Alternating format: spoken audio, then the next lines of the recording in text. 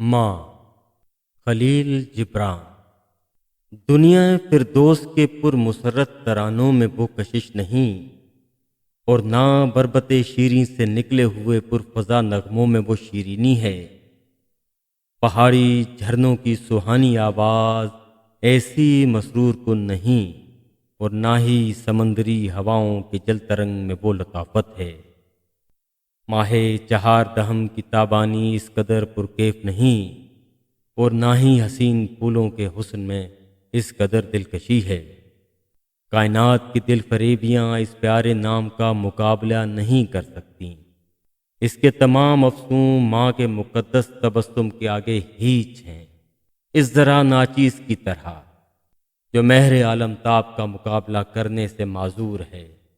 دنیا کی تمام مسرتیں اس ایک لفظ میں مجمع ہیں، اور تمام لطافتیں اس میں پوشیدہ۔ دہر کی تمام خوبیوں کا مجموعہ یہی مقدس ترین ہستی ہے، اور محفل حیات کی آرائش جس کا وجود اس شیریں راگ سے کم نہیں جو سنسان اور تاریخ راتوں میں سب کو متوجہ کر لیتا ہے، از سر نو تازگی حیات عطا کرتا ہے۔ ماں ایک نعمت ہے، نایاب نعمت، اس کا نعم البدل ناممکن ہے، قطعی ناممکن۔ زمین کی گہرائیاں اس جواہر کو اگلنے کے لیے ناقابل ہیں، اور آسمان ایسا فرشتہ رحمت بھیجنے سے قاصر۔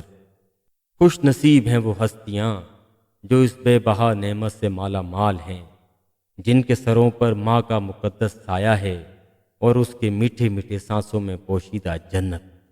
اور اس بد نصیب کا کیا ذکر جو اس مخزن لطف و کرم سے محروم ہے، جس کی بہار حیات پر وقت سے پہلے ہی خزاں نے غلبہ پا لیا۔